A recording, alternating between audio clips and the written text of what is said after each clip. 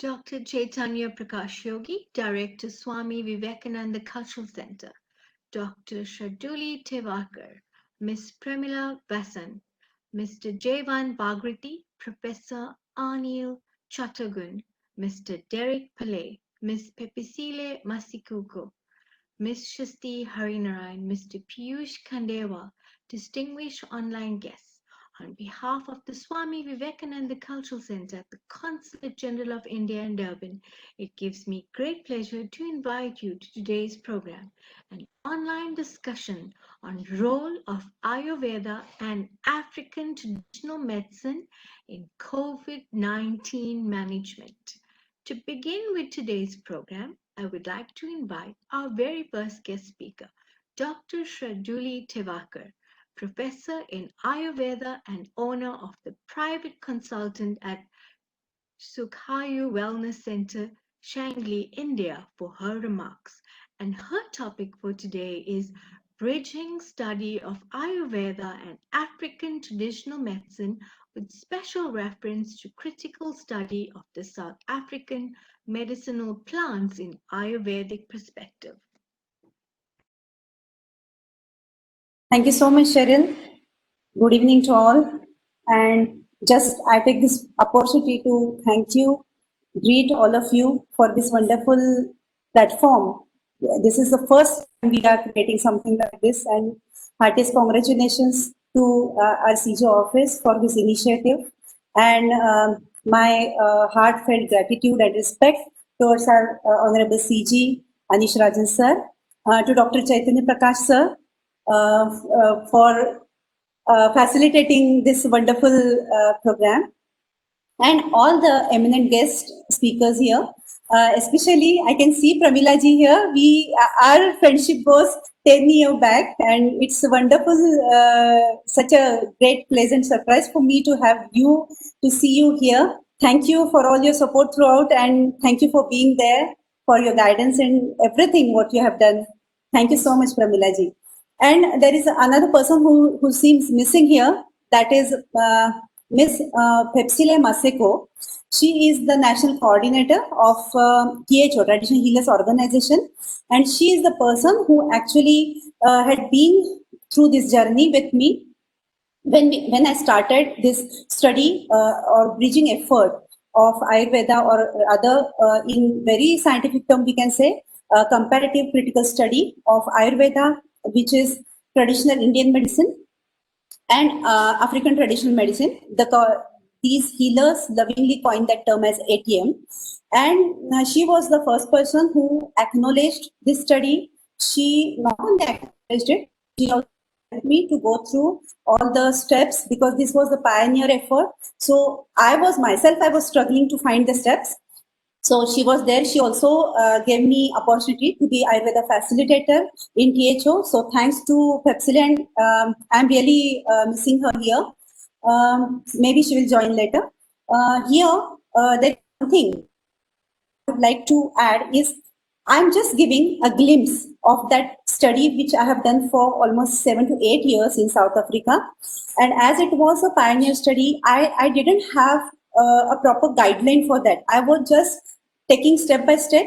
And I'm so grateful to my guru, Professor P.H. Kulkarni, who had been founder president of European Ayurveda Academy, Italy, Corinaldo, Italy, and he is also founder president of Institute of Indian Medicine in Pune, India. So because of these people, I was able to finish this 550 pages thesis, which I finally published as 4 to 5 ebooks, and that all study is open to all of you.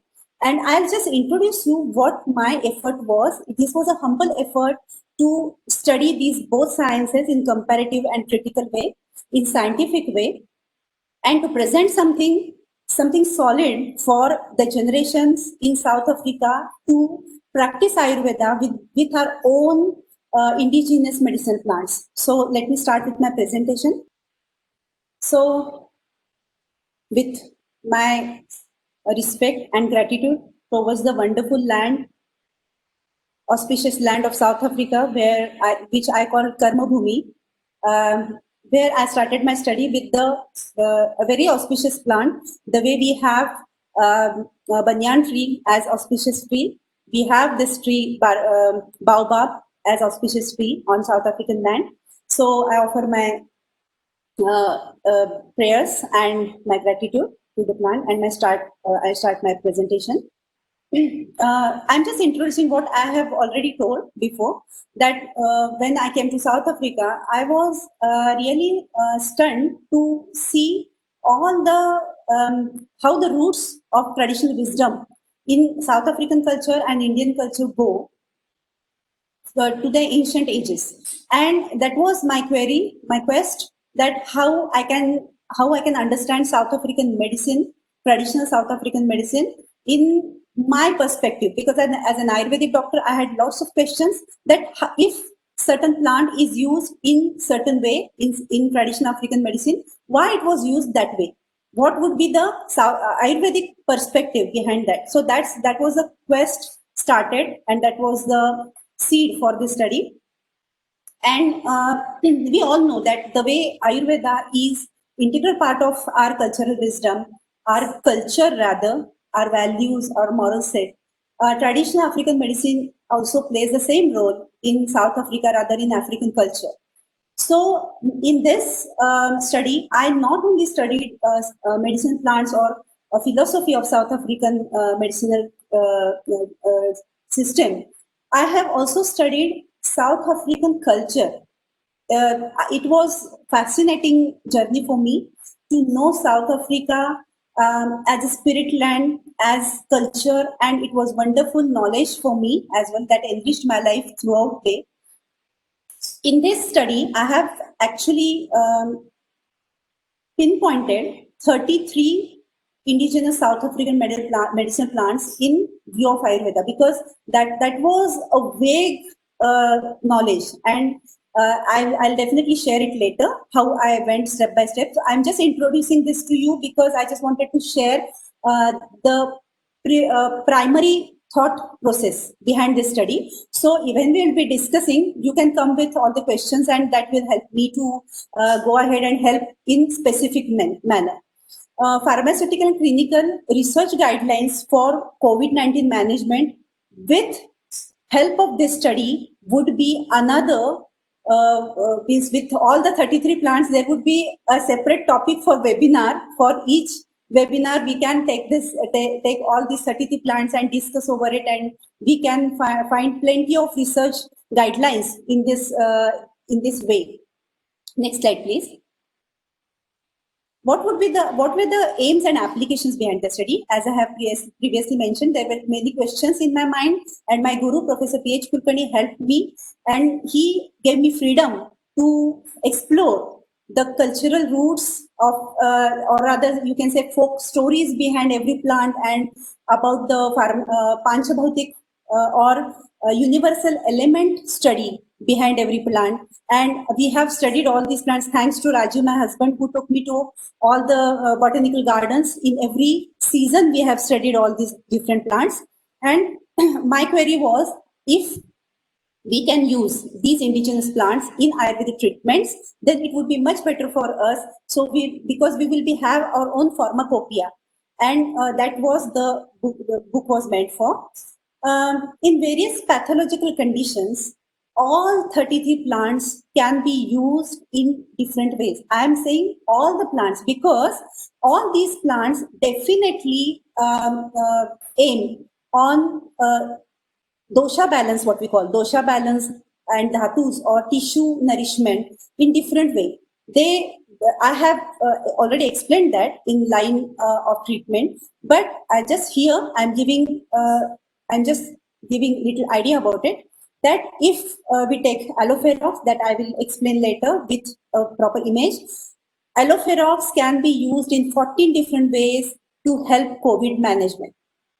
And we have this plant plenty in South Africa, and there are many commercial products available, easily available, and in low prices. So it can help our people there with many ways, with many combinations, and which we will definitely discuss later. And research suggestions. This study has given birth to many research topics, because there were queries in my mind, like if Syzygium cordatum, which is our indigenous plant, which you can say sister of long in India, then these two plants, when we compare their active ingredients and all the aspects, then definitely we can come up with many uses with Syzygium cordatum in different, you can say, blood-borne problems. As we know, this virus is affecting our circulatory systems. It's creating, it's clogging our systems. There is embolism, which is blocking our circulatory system. And this is how we can help with our indigenous plants to people in South Africa. Next slide, please.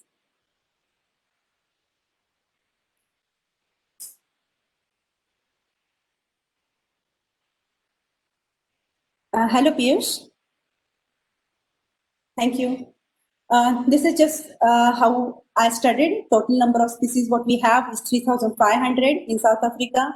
Clinically, 350 species were used, and I just concluded with 33 plants in after 7 to 8 years of my study. Thank you. Next slide, please.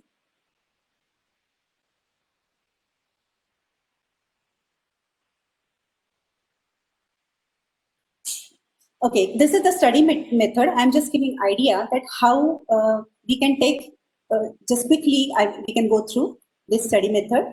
But these are certain Ayurvedic theories which have helped me to come to the conclusion that yes, we can use indigenous South African plants for Ayurvedic treatments there.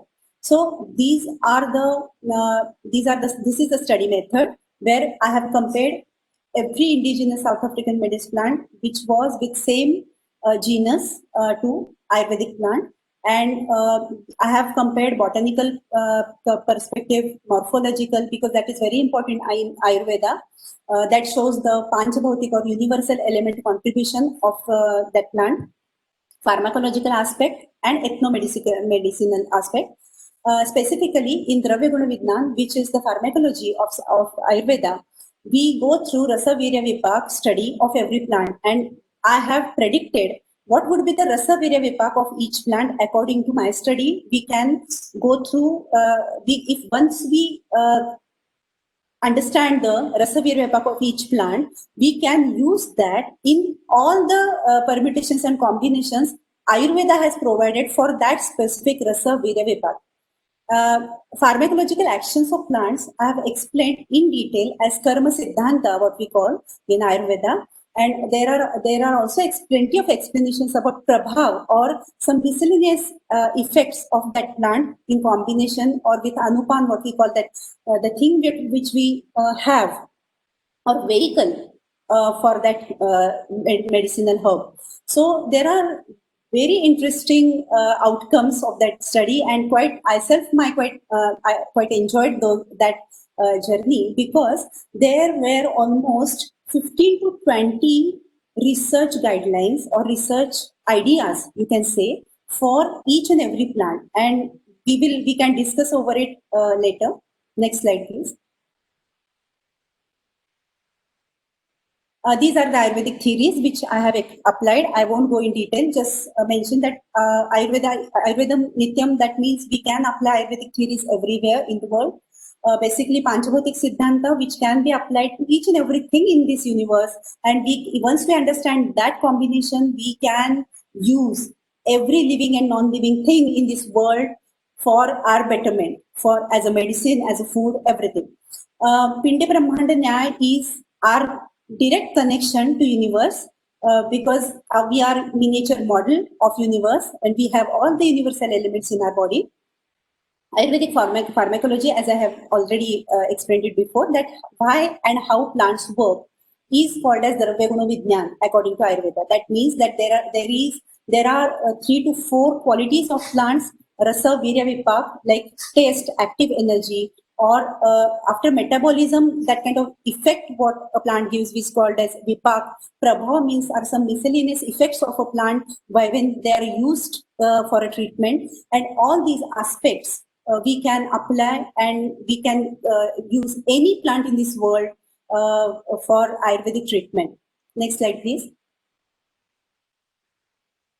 Aushadhitva of all drugs, as I have mentioned before, even poisons are used for treatment, for medicinal use. And in South Africa, we have plenty of potent poisonous plants, and they can be used in very interesting ways in diluted form, in combinations with other plants, in combinations with different food ingredients, and they can give miraculous effects for all sort of health problems, and especially for digestive problems or for immunity building. We can use these plants carefully after cleansing and diluting, of course, but they will give very useful and potential data for our researchers. Panchabhatik interpretation of continental drift theory. We can use, or rather say, we are so lucky to have some relation, means Indian subcontinent and southeastern coast of African continent were connected before. That's what is continental drift theory, and I have used this to seek about the seed, or about the Panchabhautikatva, or universal combination of universal elements in seeds of these plants. Because if they share some land, maybe in ancient times, but there might be some similarity or in while making or while creation of those plants in ancient times. So pharmacological comparison definitely comes with similar active ingredients and then differences. So while explaining this, I have used these theories. Next slide, please. Again, as I said, I have used many books, reference books of medicinal plants of South Africa to take references about pharmacognostic description of these plants. And I have used that to interpret these documentation into Ayurvedic pharmacopoeia. As I have said, I already mentioned before that Panchabhautikatva Bija is important. That what is the universal element combination or contribution of universal elements in making of that bija. That study is a very basic study, or you can say foundation study for this study. Effects of Desh and Bhumi, like once we like if a plant grows in different environment, universal elements make difference in some qualities. So that I have studied in this study. Intensity or strength of qualities also changes, Taratama Bhav we call, and that also mentioned in this study. Next slide, please. So I'll just show the cover pages of my books, which are the outcome of that 550 pages of thesis. First book is African Traditional Medicine in View of Ayurveda, which explains about relation of Ayurveda and African Traditional Medicine. That also explains all the philosophical theories of African medicine in Ayurvedic perspective. I have studied all aspects of diagnosis, treatment, and treatment methods in African medicine in Ayurvedic perspective. Next slide, please. This is Alloferox, which has, this book has given 14 new medicinal uses, we can say, because it was in Ayurvedic perspective. And this book can make Alloferox as a potent medicine. It can make Alloferox one of the miracle cure for many immunity affecting diseases what are going around. Next slide, please. This is the study of water according in perspective of South African water sources. I have studied South African rivers, and because in Ayurveda all rivers are studied in a specific way, and according to their geological track, according to their the course of that river, qualities of water change. So this is my book, which definitely tells South African people that how we can use water wisely, and specifically with special reference to South African rivers, water sources rather. Next slide, please. This is South Africa. This book is specifically dedicated to those 33 plants which I studied. So name itself says it, South African medicine plants in view of Ayurveda. I'll show you the slide, how I have done the actual study or what was the outcome, line drawing of every pharmaceutical study. Next slide, please. So this is how each plant was studied. Like if we are saying aloe ferox for COVID-19 management, then line drawing of aloe ferox for specific treatment was given. Like it helps on digestion. It works on our digestive fire with what we call Jakaragni. It helps for all the tissue nourishment. It cleanses all the blocks, what we call Amapachan and Srotoshodhan in specific Ayurvedic terms. And it explains everything in detail. Next slide, please. Yeah, this is how I have presented every medicinal use of every plant. So there are plenty of line drawings. So this can be used as pharmacopoeia of our or clinical pharmacopoeia, we can say, clinical handbook, we can say, for all 33 medicinal plants. And this is how step by step it is explained in Ayurvedic terminology. Basically, it is for this is with Ayurvedic references and Ayurvedic perspective. So there are terms which are used in that way, and explanation is also given. How we can use leaf juice, how we can use what is the roots, how we can use in treatment. So all other aspects are also mentioned. Next slide, please.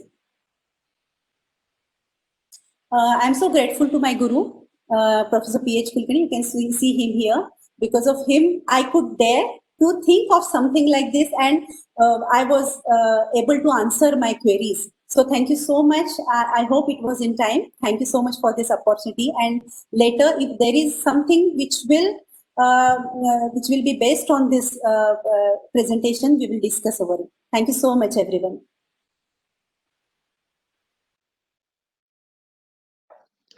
Thank you so much, Dr. Sharduli Tewakar, for sharing your immense knowledge with us. Now I would like to invite our next guest speaker, Ms. Premila Vasan, Hatha Yoga teacher and therapist and Ayurvedic lifestyle consultant, Art of Living in Cape Town, for her remarks. Her topic is immunity during COVID-19 pandemic. Okay, so thank you so much for this prestigious opportunity to share with everybody today. I think this is quite a milestone that we've gathered here today to discuss really important aspects about ethnic cultures between the Indian traditional as well as the African traditional cultures, and it's a topic very close to our hearts, especially as South African. And I want to just thank the organizers for the deep interest and concern in this discussion. So when we look at what is happening here in terms of the COVID-19 aspect, we have been faced with so many challenges, and primarily, according as per our subject, it is the health challenges that has brought about so many mental illnesses globally, and issues such as domestic violence, abuse, suicide, depression, poverty, unemployment. All these have actually begun to surface during this period. And so what has become quite eminent now is that we need to develop deep psychological resilience to the outcome and the outbreak of the coronavirus. So what we have found globally is that there's been a depletion in mental and emotional and physical energy. There's been such a huge impact on the mental health, and a significant increase in the mental health conditions such as depression, anxiety, fear, panic attacks, insomnia. So when this happens, we are all aware that our adrenal glands take such a hard hit, and we become depressed, stressed, debilitated, and, emotionally completely drained. And that's currently the state of the world we find ourselves in. So let's look at what is the Ayurvedic purview in terms of disease. What is a concept? So Ayurveda does consider in its epidemics that the COVID-19 is a communicable, both contagious and infectious disease. And with the symptoms, as we have all been aware, like the fever, the cold, the breathing difficulties, headaches and vomiting, etc. And the reference has been made with this in mind by different, commentators and leaders and experts in this field. Let's understand some of the fundamental principles or foundations of the field of Ayurveda. And being such a deep-rooted science, completely in tune with nature, and that is what we see.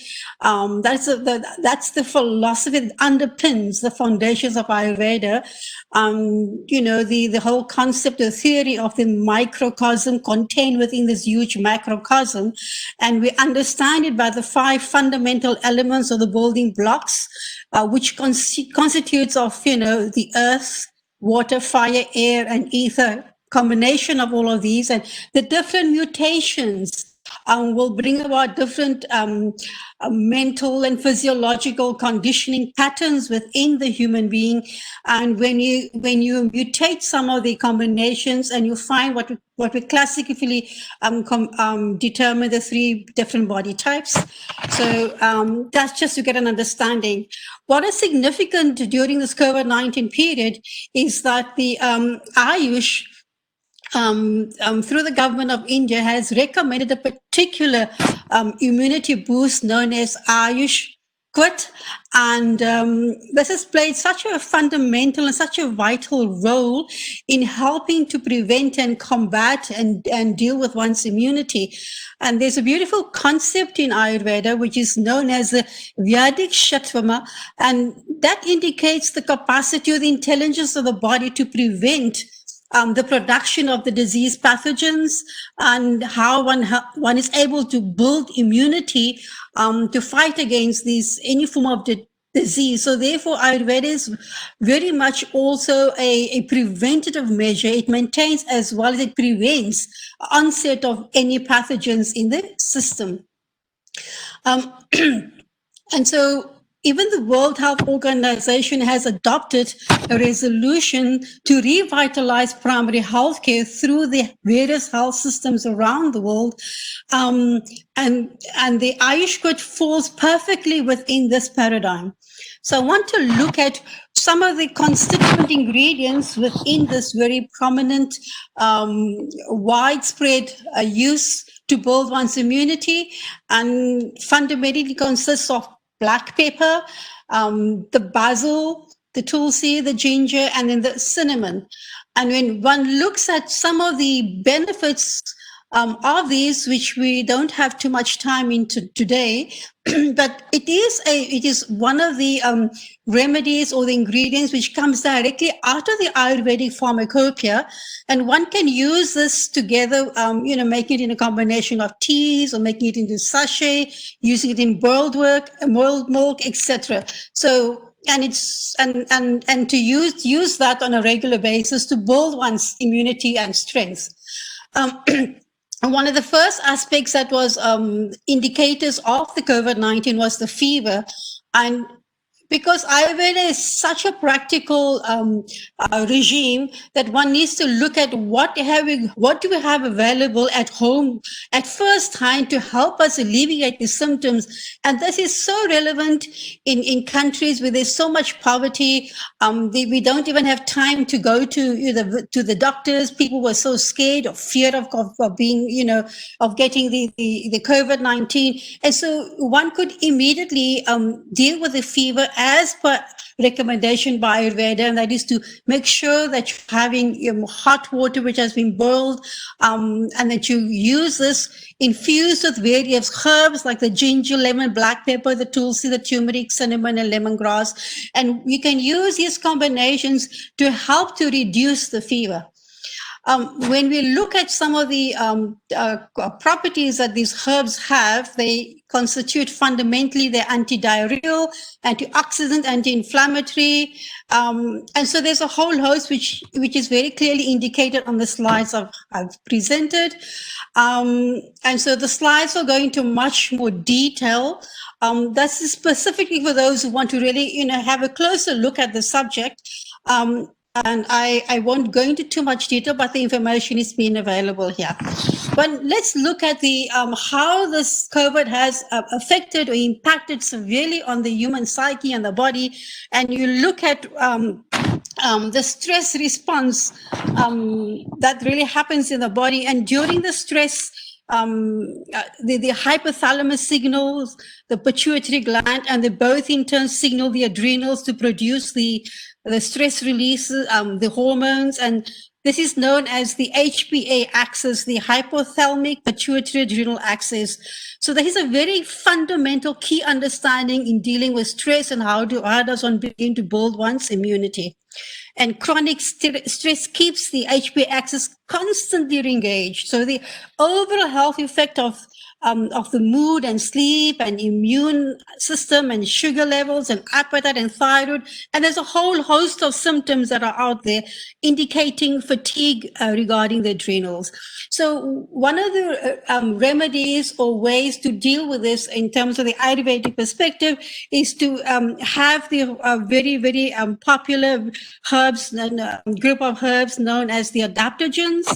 And then the adaptogens, what they do is, in terms of the benefit of the adaptogens, they build the immunity, there's more mental clarity, more balance, and there is emotional stability, management of mental health, and pain management. And so there's a whole host of benefits regarding that. So I've given you some pictures, some slides here to indicate the herbs. There's the gooseberry, the amalaki. We have the moringa plant, which is very common in the African continent as well. There's the bacopa, and so there are some beautiful pictures that you just to look at them already creates a healing effect on one's self. This is some of the most popular Ayurvedic adaptogens that have been used in different combinations. And then there's another beautiful concept or theory that is used for rejuvenation, and that is what we call as the Rasayana treatments. And what is most popular coming out of this is the Chyawanprash, which is really a beautiful jam combination using some of the most popular herbs like, the amalaki, the ashwagandha, and the Guduchi. And so these are what we can use firsthand every day to make sure that our health stays at its optimum. And then Ayurveda also prescribes a beautiful, what we call the Dinacharya, the daily cleansing, purifying techniques to build resilience in the body. We will just quickly mention where India is very well known for some of it's the golden spice, the turmeric, the curcumin. Then there are the families of the cinnamon, cloves, cayenne, and honey. These are just some of the most fundamental ingredients that have been used traditionally, and these are freely available in both continents. The ghee that we use, the honey, and the turmeric milk, you can see so beautifully here. So let's look at in the science of yoga, what is it that one needs to address when it comes to the whole field of yoga? So yoga has become such a popular way of life today, and one of the most important aspects about it, it works directly with the hypothalamus, the pituitary axis, as was explained, and one because the body is in constant fight flight mode, which is sympathetic nervous system. How do we begin to transition to transform that internal clock to move more into more calm, more relaxed, what we call the rest and the digest mode of the body? And so these are some of the most ancient tools. And the good thing about globalization is that it's become absolutely popular with different schools and traditions of yoga that have just begun to shine all over the continent. So when we look at some of the benefits and how does one build one's immunity around that, let's look on the physical aspect. On the physical aspect, physiologically, it just really boosts the immunity. It releases the stress. It builds the strength, gives one endurance, resilience, and courage. Flexibility, movement, mobility, and there's a whole host of benefits on that level. And let's look at the level of the mind and the psychological level. I think one of the first things we needed to deal with during the COVID period was really come to a level of deep acceptance that COVID is here and how exactly are we going to deal with it. So we have to deal with acceptance.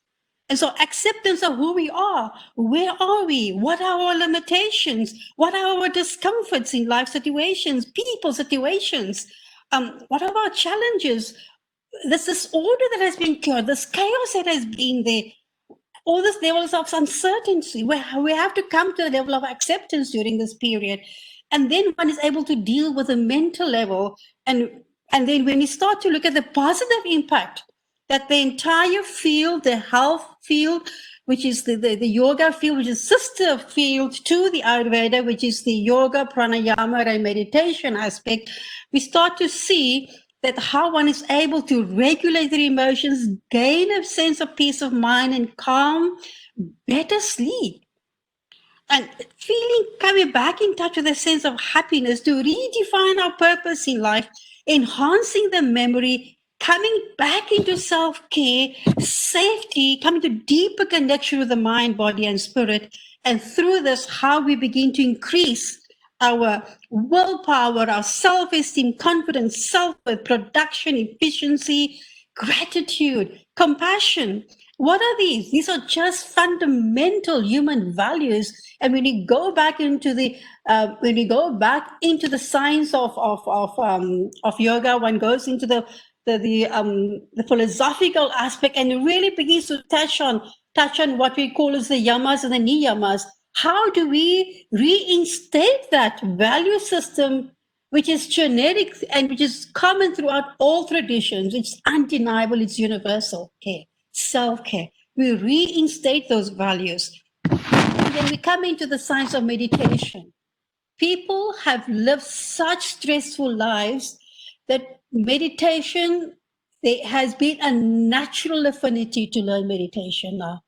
And this is the beauty when you start to see how the world is actually transforming and how the world is now beginning to see the value of the deeper benefits of meditation, all the various techniques that are being out there. One begins to see this is really what we can call an experiential level of life. We cannot tell people to do these practices. You cannot tell them to meditate. Unless you experience it becomes your living truth. You begin to own these practices. And this is the value of it, the true value of it. And being a teacher in these fields, we see the transformation constantly through the Art to Living Happiness programs, through the Sahat Samadhi programs, through all the community programs. We notice firsthand how people's lives changed immediately.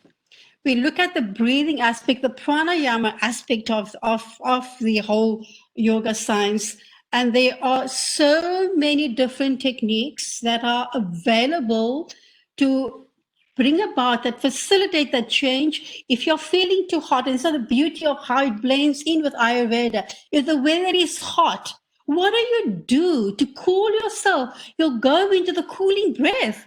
I mean, we don't even see the body having that capacity to really be like its internal refrigeration mechanism, but it's there. The ancient yogis, they knew about it through their own experience.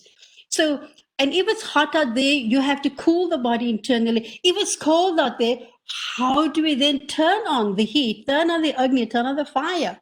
And so, what are these techniques? Start to do the Surya Vedana. And so start and to balance the brain, start to do the Nadi Shodhana practices. So for every life situation, there is a corresponding type of pranayama or the breathing technique that is available. And on a fundamental level, if everybody just practices the simple Ujjayi breathing, which is one of the simplest calming techniques for the nervous system to bring down that sympathetic nervous system and to really kick in the parasympathetic nervous system. So then you start to feel a sense of peace and calm and clarity. And with that sense of clarity, we all know we make better decisions. And so there are all those beautiful diaphragmatic, what the yoga is known as the diaphragmatic breathing or the abdominal breathing. Humming sound, humming is such a natural instinct. Children hum from an early age. Why? They feel the benefits, they feel happy.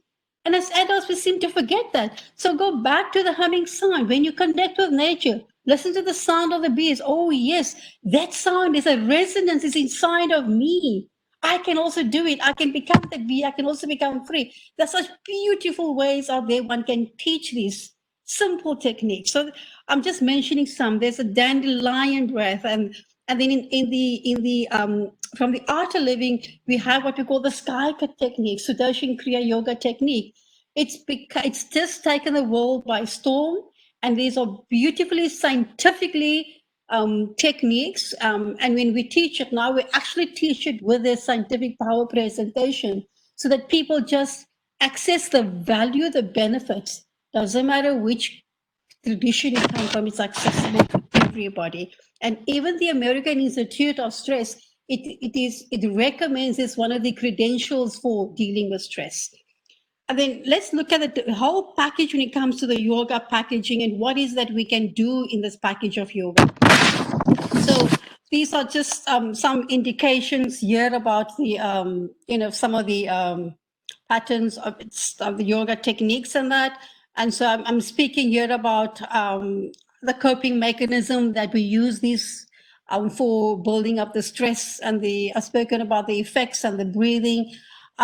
This is the Sahaj Samadhi meditation. This is the science backing of how it sharpens the brain, it slows down the aging, reduces anxiety, induces sleep, and then also to remember that when one needs to come into state of relaxation, there's also going and exploring and being in nature, being with abundance of elements, which Ayurveda really, really encourages us to be in touch with. So when we're coming in touch with nature, that we utilize what nature provides us to take care of our well-being. And so there are a couple of indications here about, doing some home practices if you don't have the availability to go to on-site classes or, the online classes. But you can just start off by simple warming up, seated, what we call the flexibilities. We are going to what we call the dynamic stretches in the cat stretches. And it's so important when you really unpack this field, you start to see, when you look at evolution of mankind, and prior to being as humans, we were all on all fours. And so to transition from where we've come to where we are now, it takes us deep into an evolutionary state of mind. It will give access to the the prefrontal cortex, coming to the ancient brain. It really accesses all these aspects of one's being. And so we look at utilizing the spine, keeping it young, keeping it flexible, working through the cerebral spinal fluid, and so many host of benefits of there. We start to look at dynamic poses, and then the back bends, and particularly now during this time, there's a huge emphasis on if we are going to be addressing the lungs and helping with the breathing, the respiratory system, one really starts to look at the back bends. How do we build strength around the entire rib cage, the front and the back of the rib cage? When you start to just understand the breathing pattern and how much of the breathing is actually happening on a day-to-day basis, 21,600 times in a day. I mean, it's mind-boggling, just like the trillions of cells in the body. It's so fascinating. So there's doing those postures. And so, yes, I know the Surya Namaskar is very popular. It's a lot of a go-to, but to remember, that's more backward and forward bend. It doesn't include the lateral, the side moves. It does not include the twist. So make sure that you utilize the complete range of motion that the spine is able to do, so that we can have the multiple or the full package of the benefits of movement of the spine. And so the inversion, the downward facing dogs, inversions are absolutely fantastic when it comes to wanting to send a fresh supply of blood up to the brain. So there we have the inversion, standing for balancing poses, seated, lying back, twisting. So my time is up. So Thank you very, very, very much. I'm deeply honored to be part of this panel, and to be with my friend Sharduli again was such a blessing. And we have Javant here, also Dr. Javant. He's a young, aspiring doctor, and he's got a bright future too. So I want to just thank you all for this opportunity and to share this wonderful time and wisdom with all of you. Thank you. Thank you, Ms. Premila Vasan. And also, thank you for sharing those wonderful remedies and yoga practices which you can use in our daily lives.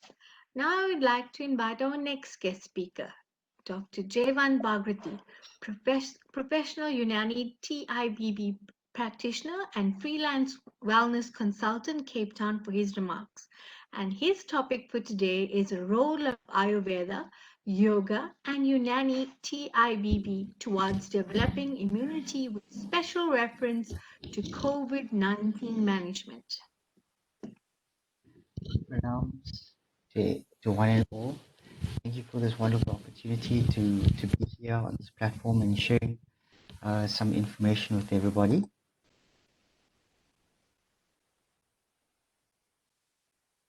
Okay, can everybody see the screen? Everybody see the screen? Yes, we can. Okay, fantastic. Okay, so my topic is an Ayurveda yoga tip and immunity with special reference to COVID-19. I was blessed with the opportunity to study at BHU, Banaras Hindu University, just briefly in India, and that was after studying Unani medicine, and now I'm currently completing a traditional Chinese medicine degree at UWC. If we look at Ayurveda, Charak Samhita, Volume 2, Chapter 3, uh, it clearly describes epidemics and the causes, the factors, and how we can manage epidemics in terms of the air, water, location, and seasons. In Ayurveda, we have immunity or well subdivided into the natural, chronobiological, or acquired immunity.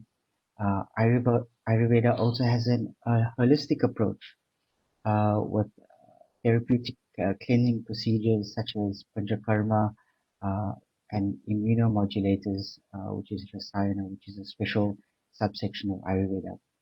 And central to this is the pillar of Ayurveda being the individual genetic characteristics, being the doshas and the prakritis, being vata, pitta, and kapha. If we look at local prophylaxis, the eyes, nose, and mouth, which are the main portals of entry of the droplets carrying the SARS COVID-19 before the final assault in the lungs, Ayurveda talks about the consumption of hot water, hot food, and herbal decoctions, gargling with medicated water, steam inhalation, and local applications, which may be helpful in the relief of symptomatic relief in mild cases. With medicated water, drinking hot water or warm water is a popular home remedy for many ailments. And Ayurveda also advocates this as a measure for improving digestion of ama, which is a pro-inflammatory product of impaired metabolic disorders. The hot beverages expels the gas, stimulates the digestive fire, dries up mucus, relieves thirst when taken even in small quantity. Several spices that have been popularly used in the kitchen are, can be used in boiling water and consumed as medication throughout the day. Some examples include dry ginger, yashtimadu or licorice, nutgrass, kus, coriander, fennel, and cinnamon, amongst others. Mouth rinse and gargling. Warm liquids and oils are used as gargles or gandush or mouth rinses to cleanse the mouth and throat thoroughly. Turmeric, yashtimadu or licorice stem, neem, and other natural salts can be used as medicated water solutions for gargles and mouth rinses. Glycyrrhizin, which is an active component in licorice, has also been known to be a very common and very effective antiviral, especially in COVID-19. Ayurveda also talks about cleansing the nasal passages with salt water or gel neti. and this is also very good for upper respiratory tract infections. If we look at nasal oil applications, we have medicated oils primarily made from ghee, as well as vegetable oils such as sesame or coconut oil in the nostrils, and this is a practice known as nasya. The practice of pure sesame oil is also very effective for the dry nasal mucosa, and this creates a biofilm and can help as a barrier to the entry of the virus particles. We also have steam inhalation and hot fermentation with aromatic oils such as menthol, which provides satisfactory clinical relief in nasal and throat congestion, bronchoconstriction, headache, and sinusitis. For systemic prophylaxis, Ayurveda advocates several non-pharmacological measures that are critical to overall health, including diet, sleep, mental relaxation, lifestyle behavior, and yoga. Um, Certain yoga breathing techniques like pranayam, asanas, and procedures like yogic kriya also improves lung health and exercise tolerance. Recommended daily diets includes fresh hot soups of vegetables, including radish, trichinella leaves, drumstick vegetable pots, pulses like lentils, green gram, mung beans, chickpeas, seasoned with spices such as ginger, garlic, cumin, mustard seeds, etc. In Chikitsana chapter 3, we talk about fever and Dharunajvara, which is the first stage. Um, Abstinence from food or langana is prescribed, which is restricted food intake until the Agni is restored. 1. Restrain from overeating. 2. Restrain from taking curd. 3. Restrain from eating heavy food like fried food and sweets. 4. Limit intake of milk products except buttermilk. Then we have Svedana, which is the purification process of boiling in liquids, whether it be herbs or milk products. The passage of time, passage of 8 day. Food recipe, which is Yavuga, which is a medicated gruel, and the role of bitter tasting drugs or tiktaras uh, is very important to stimulate metabolic transformation and innate immunity. Some dietary recommendations include not drinking cold water, consumption of refrigerated or chilled foods and drinks, eating stale food stored overnight, eating reheated food, and eating bakery food products. If we look at rasayanas as immunomodulators, the role of rasayanas comprises of lifestyle, diet, and medicine, and its role is to improve immunity. Some commonly studied herbs include ashwagandha, guduchi, shatavari, amalaki, and yashtimadu, which also have a role to play in COVID-19. This is just a slide to show the potential effects of ashwagandha in its uh, sort of reducing fever, reducing the cytokine storm, increased vascular permeability, etc., etc. Some health promotion techniques is fumigation of homes or shelters and the living place by Ayurvedic herbs such as garlic, peel, turmeric powder, cardamom or ajwain seeds, and laban. And if you look at Nag Arjun's 15 indicators of good health, we can say there's a desire for food at the right time, indicating proper digestion, timely elimination of body waste in feces, urine, and platters, proper functioning of sense organs, eyes, nose, skin, tongue, and ears, a peaceful, tranquil mind, proper natural strength, bodily texture or skin texture, proper sound sleep at proper time, and early natural waking without any discomfort. Now let's look at Unani medicine contribution. Unani medicine was introduced in India between 11th and 13th century in the Mughal period. Ibn Sina stated that epidemics uh, was a spread from one person to another and spread from one city to another like a message. He was also one of the first to proclaim that a 40-day period of quarantine is essential to weaken the spread of contagious infections. Some dietary modifications that Unani medicine talks about, especially during epidemics, is to avoid meat, sweets, and fruits with high water content. If meat was to be taken, then That of birds found on the mountains would be preferred over animal meat. Fish should be entirely avoided. Some examples of citrus and sour fruits, especially grapes, apples, lemons, and oxymel, was also very beneficial during epidemics. Overeating and undereating both are considered harmful as they have adverse effects on the bodily constitution. Staying thirsty was also known to be detrimental. Some preventative measures mentioning in Unani is isolation, quarantine, and distancing must be followed. Also bearing in mind transmission through fomites, which is very likely, so care should be taken. Razi explains avoiding airflow from the patient to a healthy person is remarkable, and this has been documented. The more preventive measures is sanitization, as well as having rose water and vinegar, especially made from cane, which provides a relaxing aroma and is also said to have a clearing effect of microbes. Now, if we look at the immunomodulatory flora species endemic to South Africa and India, if we look at South Africa, we have species known as rooibos, honeybush, cancerbush, which are known to have immunomodulatory properties to increase the immune system and which warrants further studies. If we look at India, we have Gaduchi, ginger, licorice, turmeric, black seed, Indian gooseberry, which are all well known, well documented. And I think that there is definitely a need for further research. For further recommendations, collaboration within a South African context for further exchange of knowledge is needed. Various health protocols to be shared by Ayush in South Africa through AHPCSA or other platforms. Pilot programs of growing medicinal plant species and agricultural development in South Africa.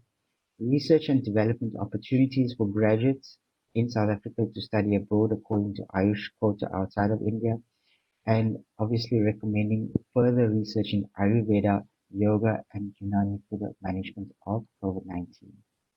Namaste. Thank you so much for this wonderful opportunity to share with you, and I look forward to meeting everybody again.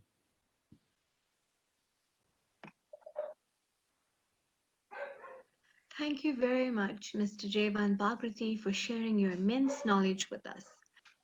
Now I would like to invite our next guest speaker, Professor Anil Chatterjee, Acting Dean of Research, School of Laboratory Medicine and Medical Sciences UKZ in Durban, for his remarks.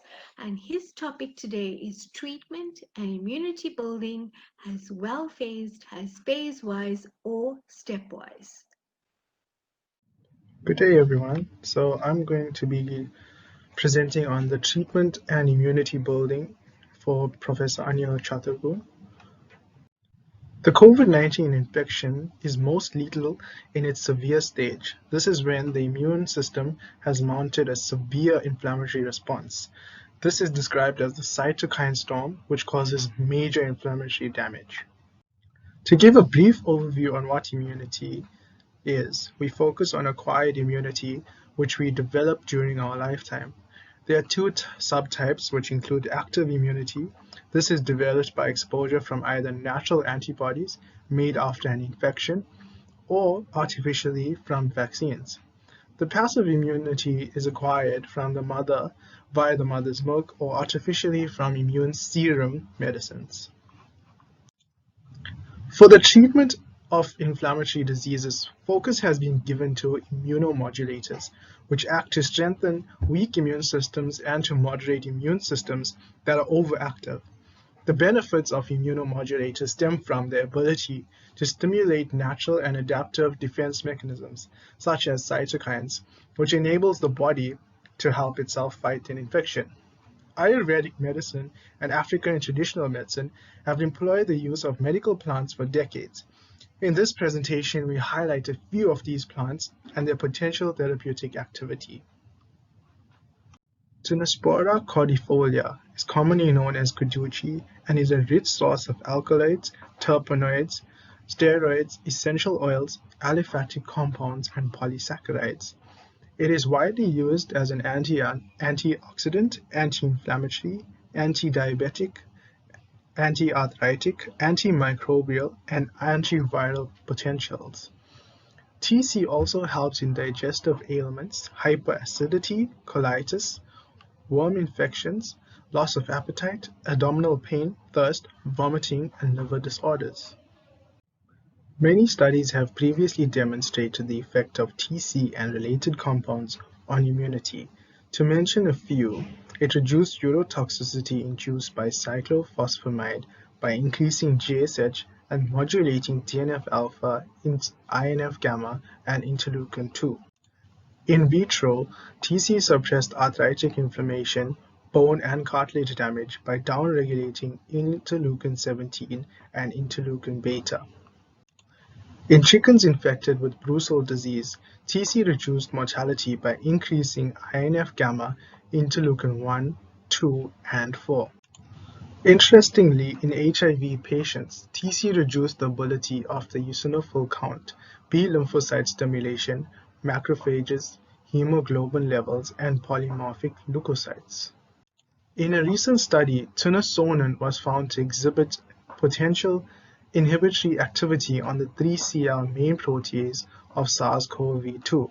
This was based on a molecular study, and the binding affinity was reported to be 7.7 kilocalories per mole. The next plant is Inula racemosa, more commonly known as pushkamula, is used in Ayurvedic and folk medicine. The root or powder extract has shown potential use for pain-relieving ability, antimicrobial activity, its effect on the cardiovascular system, and TB.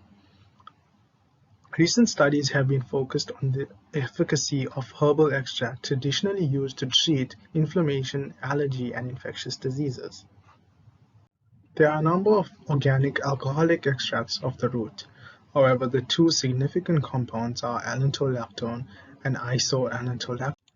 The pharmacological activities of the plant include anti-inflammatory, analgesic, antifungal, antibacterial, hepatoprotective, anti-allergic, antioxidant, anti-asthmatic, and adaptogenic activity. Apart from these attributes, Inula racemosa plant extracts exhibit anti-proliferative effect on cancer cell lines, like the A549 cell line and the HepG2 cell lines. An overview of Inula racemosa's potential for immunity building. In 1980, it exhibited anti-5-hydroxytryptamine and antihistamic activity. Thereafter, it showed a significant protection against mast cell degranulation, providing a stabilizing effect on the membrane of mast cells.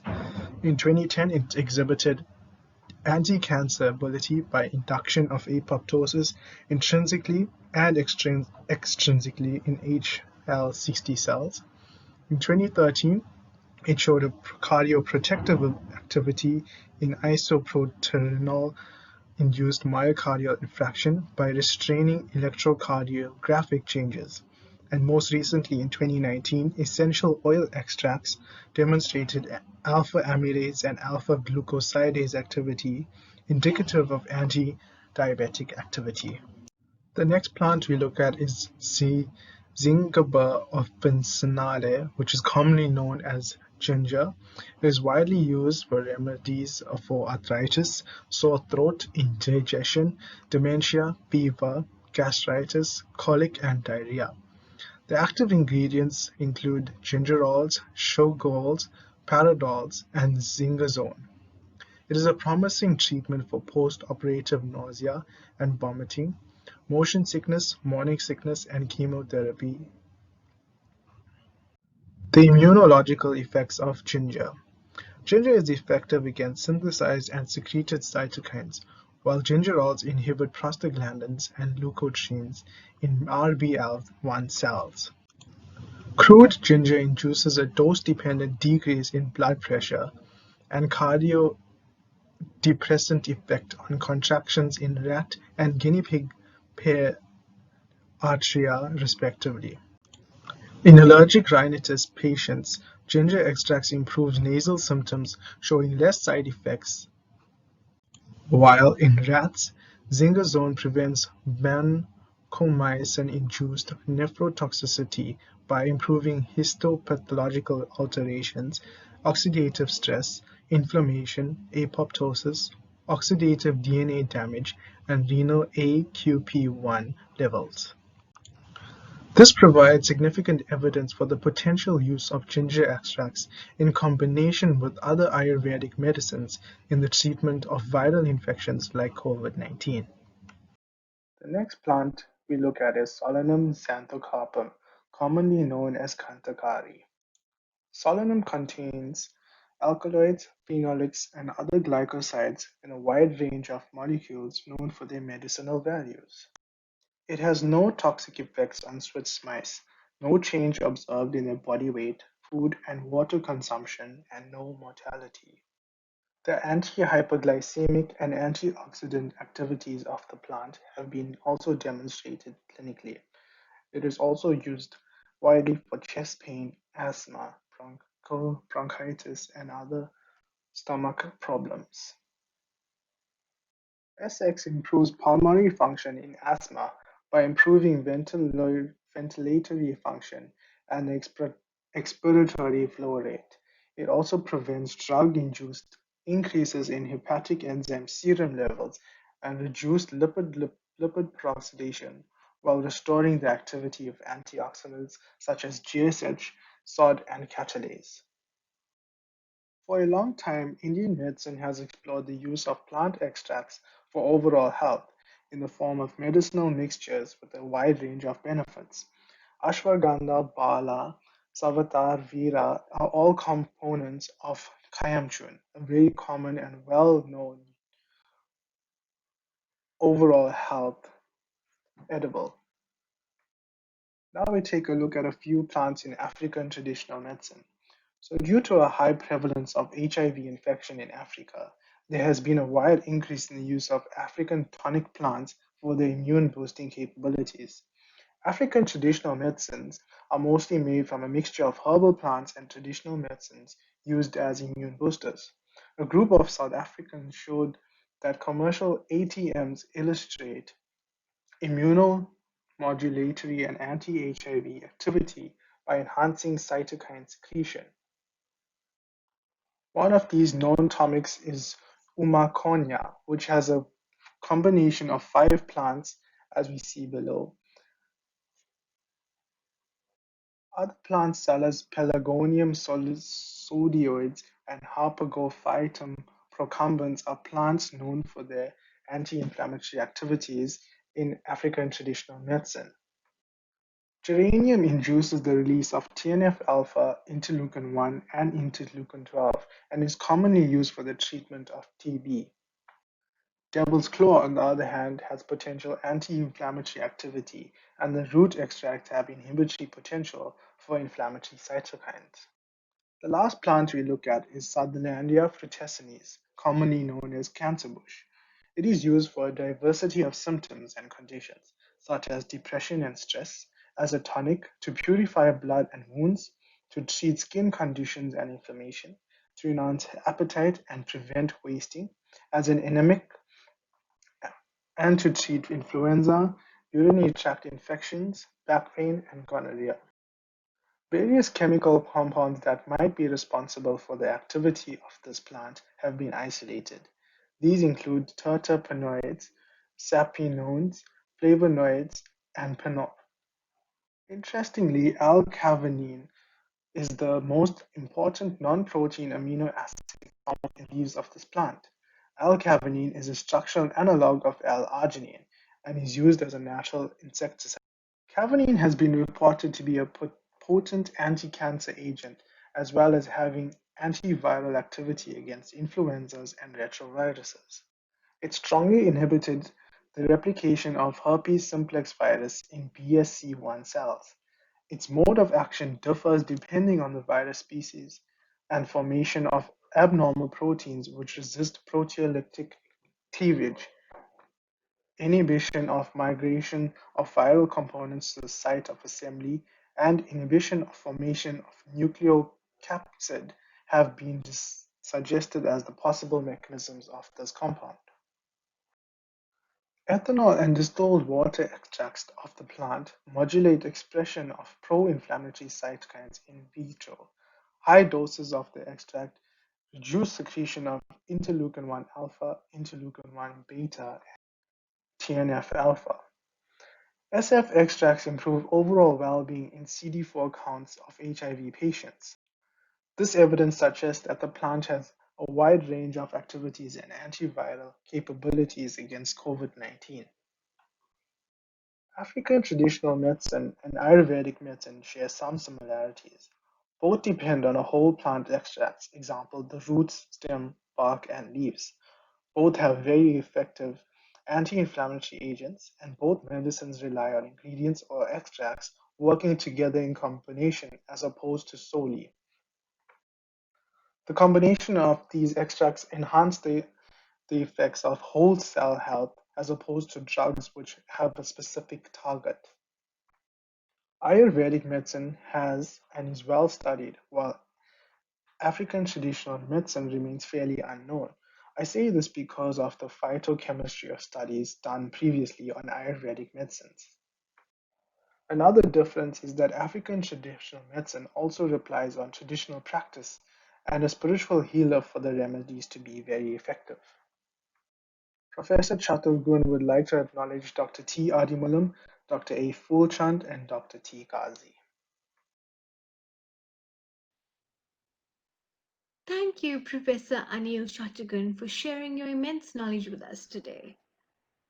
Now, I would like to invite our next guest speaker, Mr. Derek Pillay, Director of the Kerala Ayurvedic Clinic, Durban, for his remarks. And his topic today is valuable input of African traditional medicine in this regard and any provision for integrated efforts in the coming future.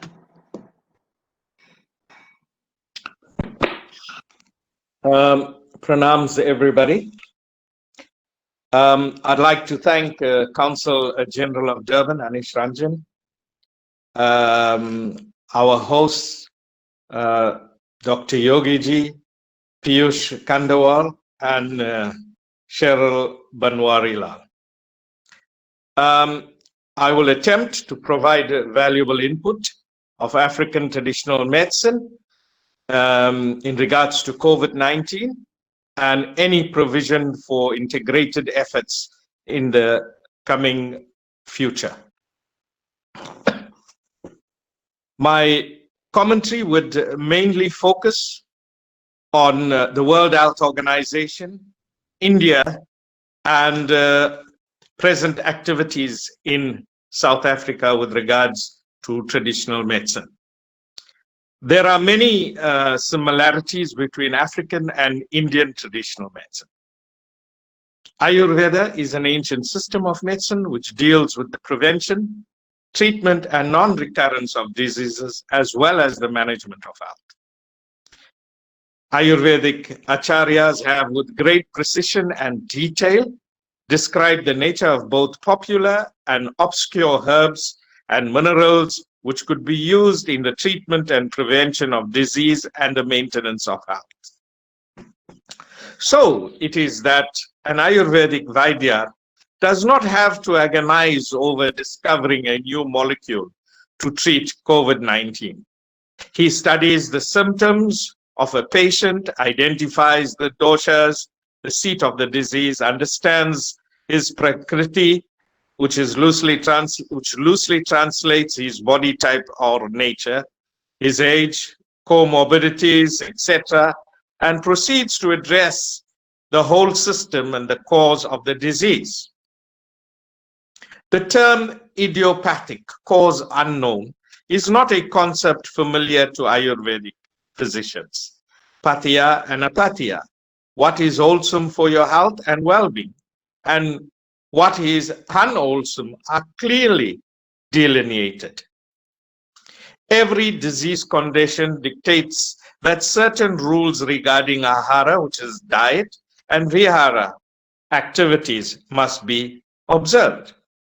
Sometimes an Ayurvedic remedy looks as simple as grandma's kitchen remedy. Sometimes a drug, a basma, looks like it has come from an alchemist's workshop, which baffles those who are unfamiliar with its preparation and concept. To deride or scoff the unknown is not the mark of a scientist, but that of a closed mind. Now, having said that, let us now proceed to the real parts of the topic. Traditional African medicine is a holistic field involving the use of homemade herbs and African spirituality. About 80% of Africa's population relies on traditional medicine for their basic health needs. Medicinal plants are an integral part of the African healthcare system since time immemorial. Interest in traditional medicine can be explained by the fact that it is a fundamental part of the culture of the people who use it, and also due to the economic challenge on one side. The pharmaceutical drugs are not accessible to the poor, and on the other side, the richness and diversity of the fauna and flora of Africa are an inexhaustible source of therapies for panoply of ailments. Nonetheless, there is still a paucity of clinical evidence to show that they are effective and safe for humans. Without this information, uses of traditional medicine plants in Africa and elsewhere remain skeptical about the values of such therapies. This denies people the freedom to choose plants that are potentially less costly and are more accessible. Another issue concerning the use of botanical remedies is the need to understand the safety of these therapies. For these reasons, information about efficacy and safety of traditional medicines is urgently required. During the last few decades, it has become evident that there exists a plethora of plants with medicinal potential, and it is increasingly being accepted that the African traditional medicinal plants might offer potential template molecules in the drug discovery process. Quality assurance procedures must be instituted so that the products coming from the factory are of good quality, safety, and efficacy.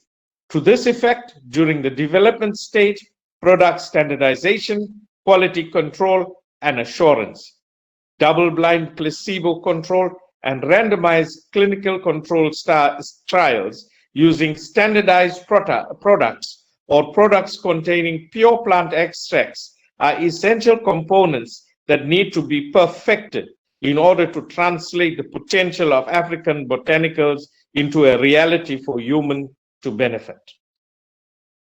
During the month of August, the Traditional Healers Organization celebrated African Traditional Medicine Week from 26th to the 31st of August. These celebrations focused on continuing its advocacy work, intensifying its campaign to promote, protect, and develop the traditional medicine industry, encouraging communities to consume traditional medicines, and discussing their benefits. Many people are aware of the plant Artemisia afra, known as umlonyane in Zulu, after claims from Madagascar that it can cure COVID-19. According to Professor Alvaro Filhun, the National Research Chair in Phytomedicine and Director of the South African Medical Research Council Herbal Drugs Research Unit at Tshwane University of Technology, umlonyane is extensively distributed throughout South Africa and ranks as one of the most widely used plants in traditional medicine practices. The plant species used in Madagascar is claimed to be Artemisia annua, which is very different to the indigenous Artemisia afra found in South Africa. It would be reckless to assume that the species are similar, as the chemistry is very different. Umlonyane is well known for the treatment of upper and lower respiratory tract infections, where symptoms include chills, cough, throat infection, cold, fever, and swelling of the throat. Also, you could include bronchitis and a blocked nose. Several in vitro studies have confirmed antibacterial properties of Bologniana extracts, but no antiviral activity has been reported. Research into whether it is effective in treating COVID-19 is ongoing. That there is no danger in using traditional medicine when prescribed by a credible traditional medicine practitioner. You must mix it well with other medicinal plant mixtures, and it must be used correctly.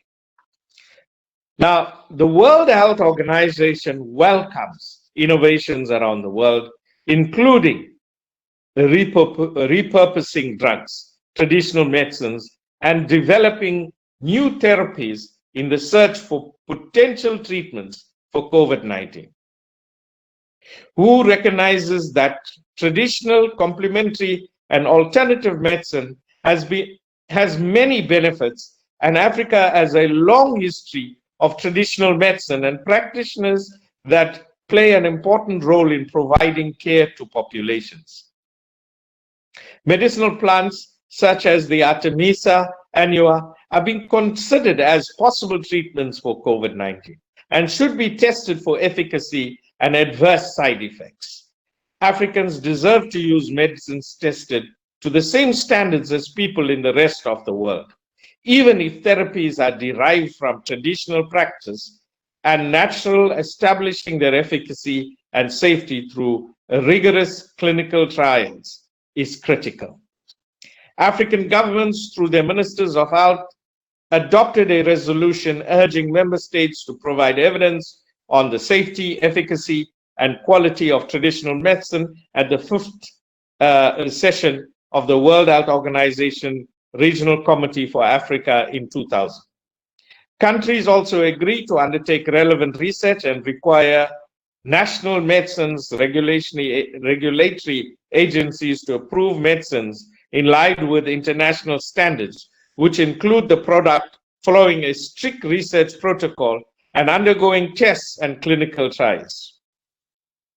These studies normally involve hundreds of people under the monitoring of the national regulatory authorities and may take quite a few months in an expedited process. World Health Organization is working with research institutions to select traditional medicine products which can be investigated for clinical efficacy and safety for COVID-19 treatment.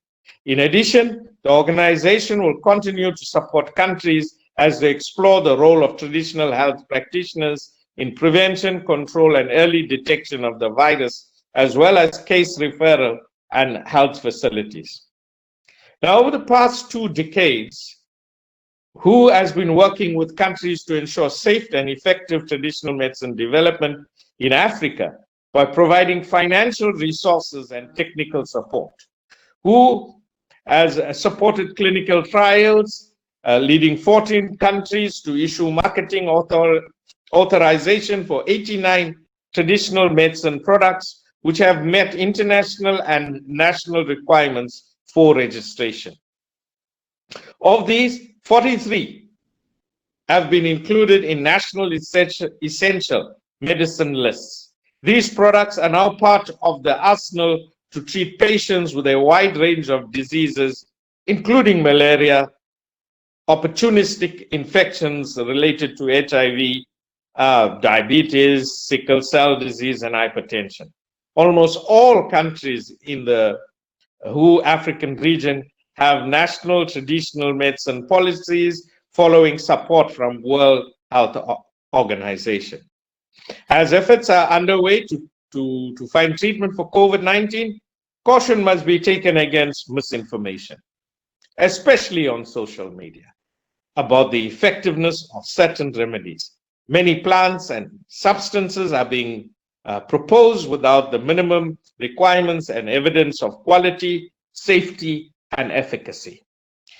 The use of products to treat COVID-19 which have not been robustly investigated can put people in danger, giving a false sense of security and distracting them from hand washing and physical distancing, which are cardinal in COVID-19 prevention and may also increase self-medication and the risk to patient safety. World Health Organization welcomes every opportunity to collaborate with countries and researchers to develop new therapies and encourages such collaboration for the development of effective and safe therapies for Africa and the world. The World Health Organization and the Africa Centers for Disease Control and Prevention are pushing for COVID-19 traditional medicine research in Africa. With the current challenge of COVID-19, the time has come for all stakeholders to bring ideas and best practices from traditional and Western medicine together and make the most of what both branches of medicine has to offer. Traditional medicine, according to a study, is the health practices, approaches, knowledge, and beliefs combining plant, animal, and mineral-based medicines applied singularly or in combination to treat, diagnose, and prevent illnesses or maintain well-being. It also includes spiritual therapies, manual techniques, and exercises. The World Health Organization and Africa Center for Disease Control last month formed a 25-member expert advisory panel selected from Central, Eastern, Southern, and West African countries to provide scientific advice and support to countries on the safety, efficacy, and quality of traditional medicine for fighting COVID-19. With the current challenge, with the current challenge of COVID-19, the time has come for all stakeholders to bring ideas and best practices from traditional and Western medicine together. Commendable efforts are ongoing on the continent to find COVID-19 therapies in traditional medicine. Rigorous clinical testing to evaluate safety and efficacy will be critical, similar to other areas of medicine. The committee will coordinate support to African countries to collaborate in undertaking clinical trials with a focus on traditional medicine-based therapies. Countries in Africa may find a product for COVID-19 treatment or prevention from the African biodiversity. If this happens, we can fast track for large-scale local manufacturing to improve access to medicinal products for the benefit of the people who need it in Africa and abroad. Some African medicinal plants such as Aloe ferox and Moringa oleifera possesses antiviral properties, and thus proper scientific investigations on such plants may yield herbal medicines with preventative or curative effects on the novel coronavirus. Herbal medicines which have been found to be safe, efficacious, and of good quality will complement other packages of solutions for the management of COVID-19 and have the potential to contribute to achieving the goals of universal health coverage. The experts are expected to serve until World Health Organization has declassified COVID-19 as a public health emergency of international concern. WHO has several strategies on African traditional medicine, including the WHO Traditional Medicine Strategy between 2014 to 2023, but none has made any impact.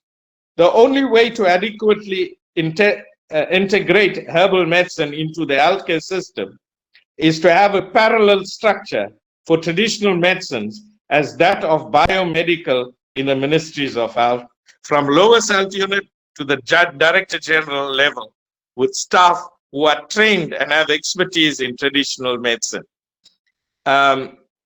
According to Ong Wang, herbal medicine, if promoted, will reduce use of biomedicine and health expenditure by more than 80% in Africa. Herbal medicine is multi-pronged, tackling both symptoms and causes of the disease.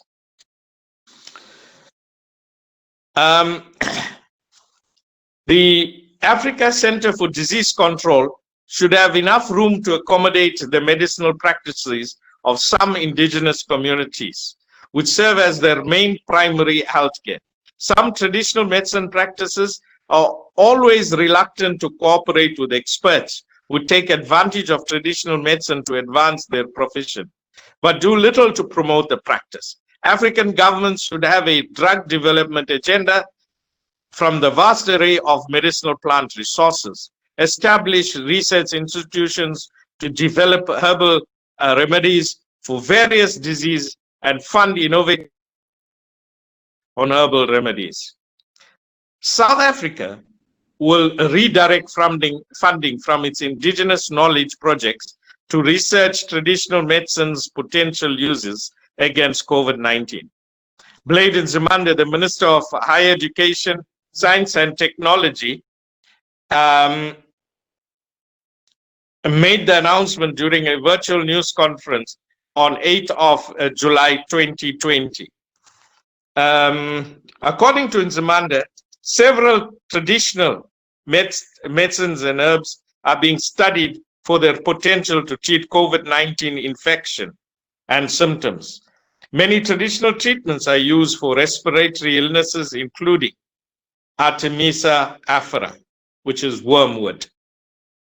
South Africa is investing in researching our own traditional African herbs that are used as medicine so that they are not researched by rich people from North America and Europe who then register these herbs and sell them back to us at exorbitant prices.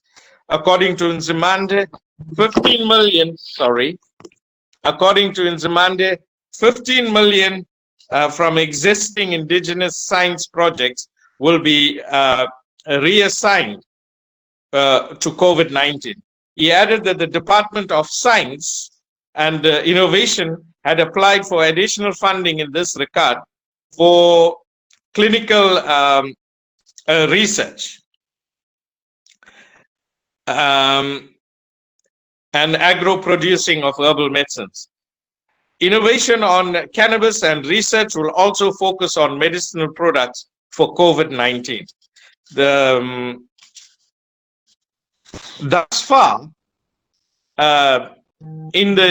locally, we have the Consul General of India in association with the Sivananda World Peace Foundation, which hosted International Yoga Day in Durban. During the Yoga Week, about 12 other organizations with the Indian consulate also showcased the benefits of yoga at various venues. Recently, there's been collaboration with Ayurvedic pharma companies such as Atrimed, Dhatri, Janmi Pharmaceuticals. This was part of Ayush Valley Foundation's webinar series moderated by Dr. Madan Tangavelu from Cambridge in the UK. AVP and Nagarjuna Pharmaceuticals have their medicines have been prescribed in South Africa for the past 12 years. This medication has been used successfully by the Zulu royal household, national politicians, and other eminent individuals. There's been a collaboration with Zulu traditional practitioners called Nyangas. Kerala Ayurvedic Center in Durban has almost 200 Ayurvedic medicines registered with the Medicine Control Council, MCC, of South Africa. Thus far, we must state during the COVID-19 pandemic, Nilavembu, which was given to mostly the police force and other governmental officials in Chennai, have been prescribed in Durban, and we must say that we've had 100% success rate. Ironically, Kerala Ayurvedic Center in Durban has also successfully treated many allopathic doctors. Thank you, Mr. Derek Pillay, for sharing your immense knowledge with us. Now I would like to invite our next guest speaker, Ms.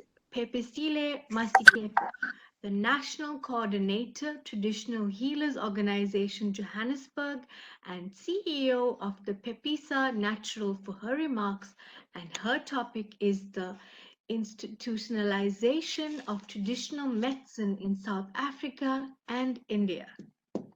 Yes, thank you very much, Program Director. Thank you so much to a friend of mine, Dr. Shaduli, for introducing me to the Indian community.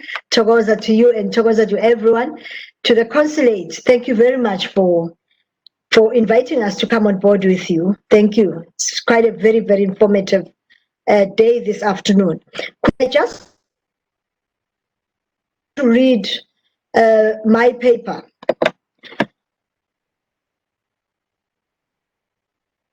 Say a lot of the things that I'd written. A colleague of mine has already alluded to some of the things. When COVID was introduced, it was introduced and made to look very scary. That it has nothing to do with traditional medicine, or there's no intervention whatsoever that we can provide. That's when we decided to be more vigilant. And that helped us a great deal, because we then took up stage and demanded that communities hear us. Exactly the same way that the previous speaker said it. It was very good because we were able to play in the hands and minds of the South Africans, because we found that they were, at the time when the president spoke to them, everyone became too scared. They didn't know where else to go for help. And we were there to assume, the role of being practitioners. And we told them that traditional medicine, over 102 years in the country, when Spanish flu was introduced, it was traditional medicine that was one of the healing systems that was introduced, to assist in eradication Spanish flu. We can as well this time, we assure people that we are going to also teach traditional anyone, they should listen to us.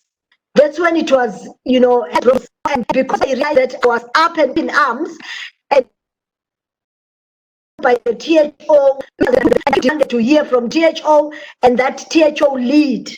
So then they decided to formulate a committee, a COVID committee. That's when President recommended that I be nominated to sit on the committee of the two ministers. It's okay, I took over and sat on the two committees, and I said I wanted to use that opportunity to propel and advance African traditional medicine. We went on. We launched African traditional medicine.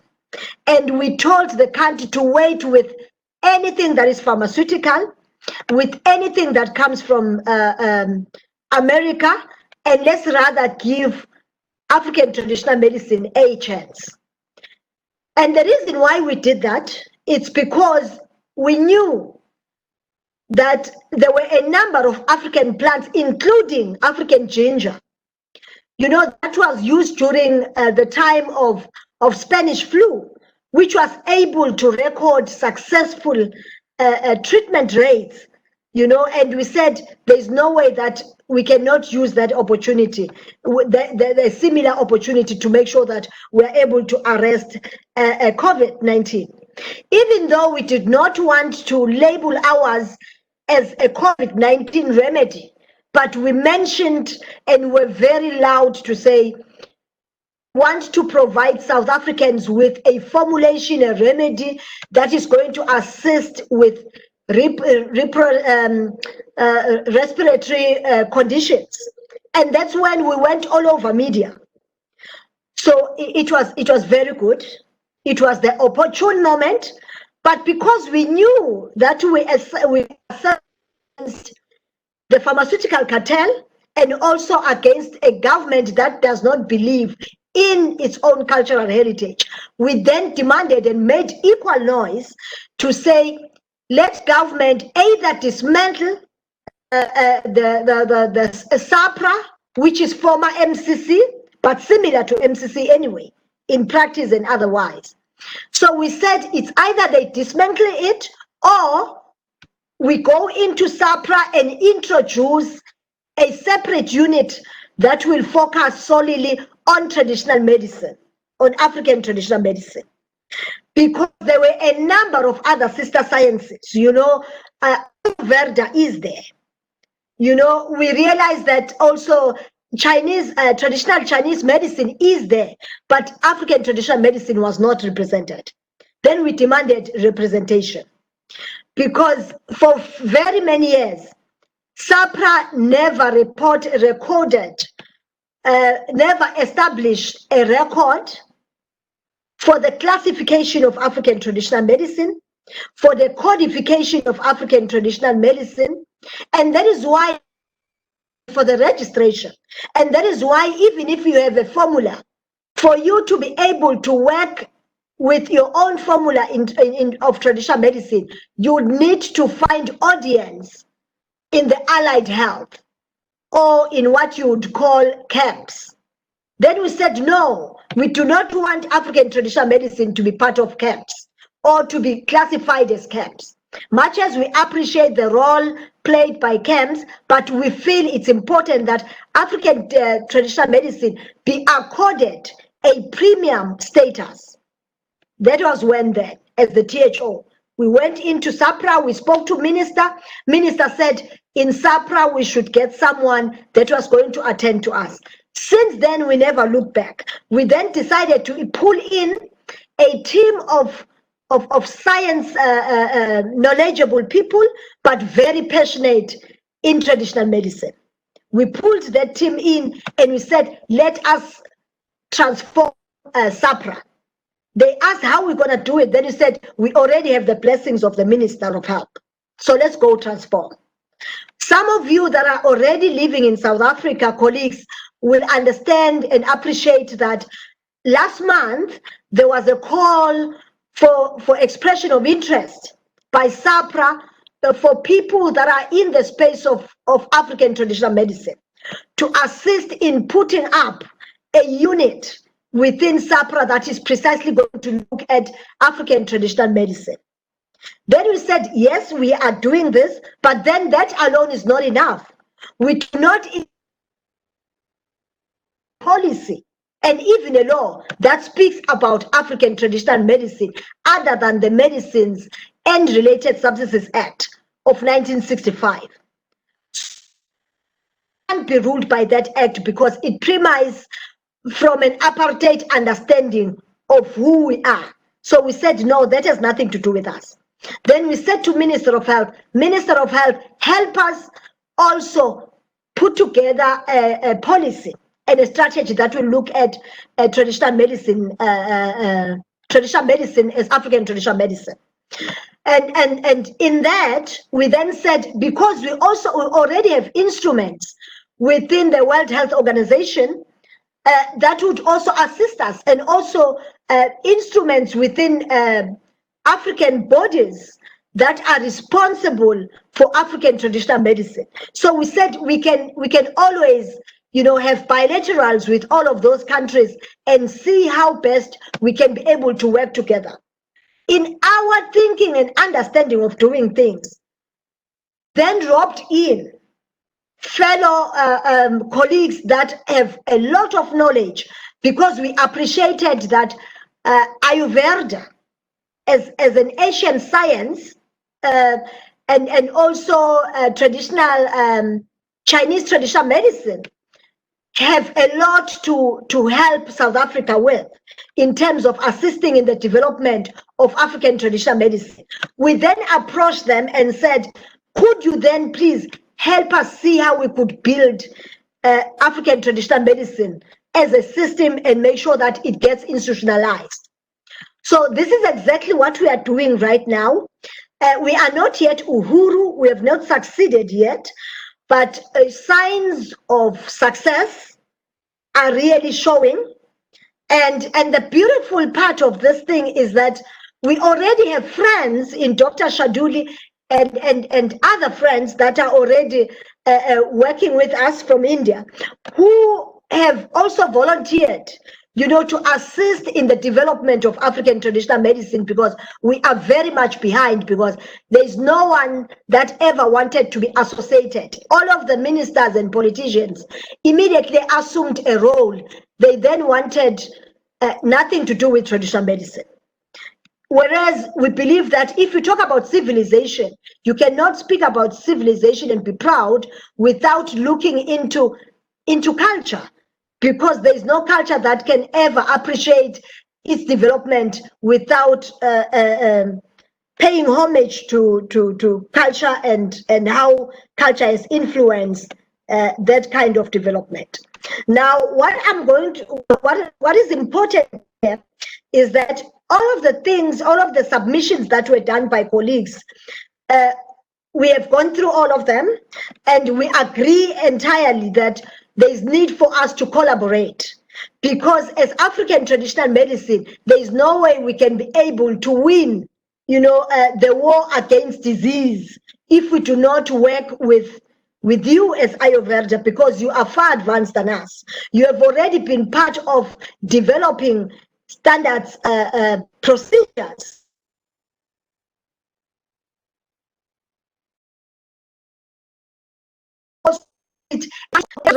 Let us rather work and piggyback from developments of countries such as India, and also from knowledge systems that have proven over years that it can look after its own people. So your council you're putting together of this meeting is really very timely, because it helps us understand and appreciate how much work you have done and how much we can continue to learn. And now that the ground is fertile, we'll definitely need you to help us to continue make a lot of this noise, so that it is a noise that is necessary, a noise that is backed by science from Ayurveda, a noise also that is backed by the relevant politics, so that at least it makes a lot of socio-economic sense, because a lot of our people in this country, about 47% of South Africans, they're very poor, and they're without jobs now.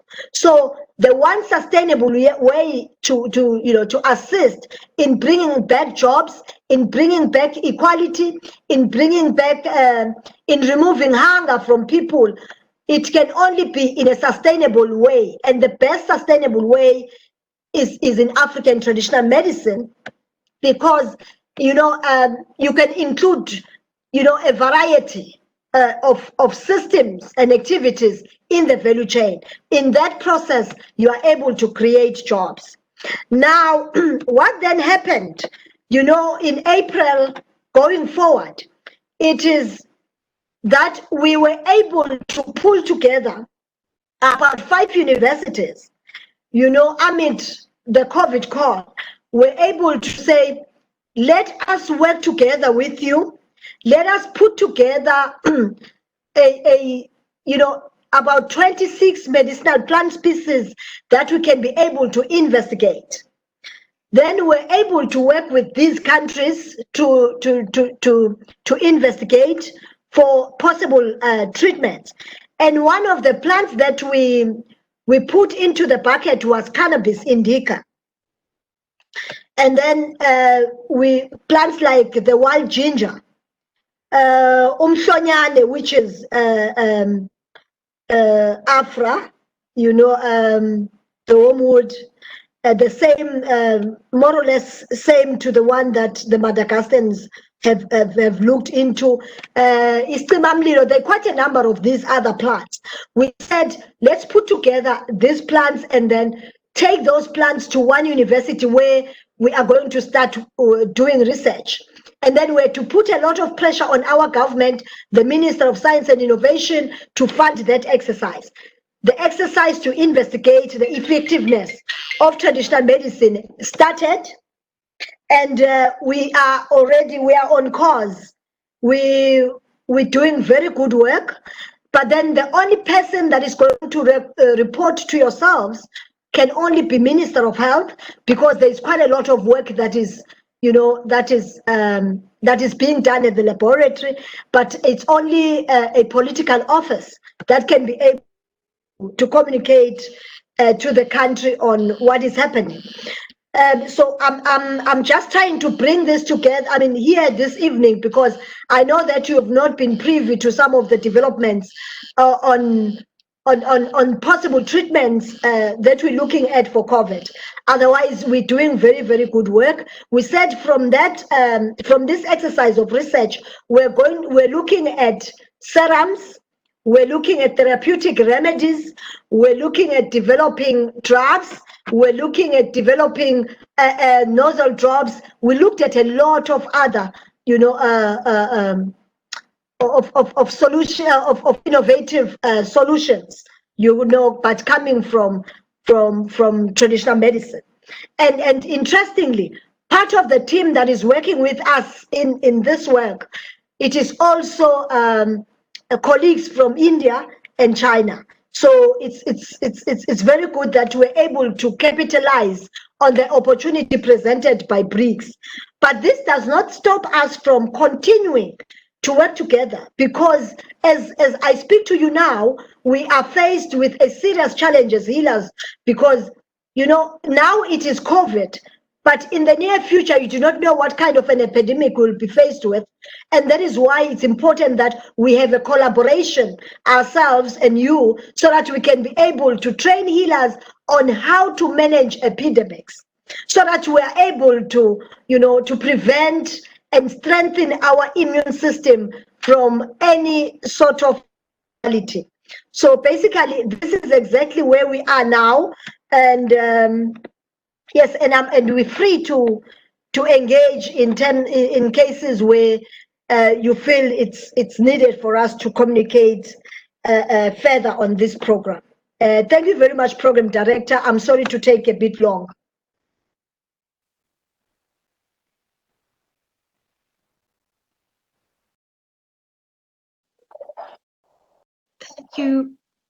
Thank you very much, Ms. Pepesile Masikeko, for your inspiring and knowledgeable remarks. Now that we have come to the end of the program, we will have vote of thanks by Ms. Shristi Harniran. Namaskar, on behalf of the Swami Vivekananda Cultural Center at the Consulate General of India in Durban, it gives me great pleasure in rendering this evening's vote of thanks on the online discussion of the role of Ayurveda and African traditional medicine in COVID-19 management. We'd like to express deep gratitude to our online guest speakers, and they are Dr. Sharduli Tedwadkar, Ms. Pramila Vasan, Mr. Jayvant Bhagatji, Professor Anil Chaturgun, Mr. Derek Pillay, Ms. Pepesile Mazeko, Director of the Swami Vivekananda Cultural Center, Dr. Chaitanya Prakash Yogi, colleague Ms. Cheryl Banwarilal, Mr. Piyush Khandalwal. Thank you, Piyush ji, for your technical assistance. Most importantly, you, our online guests. Thank you so much for watching today's program, and we are hopeful that you have definitely taken something with you on this very informative program.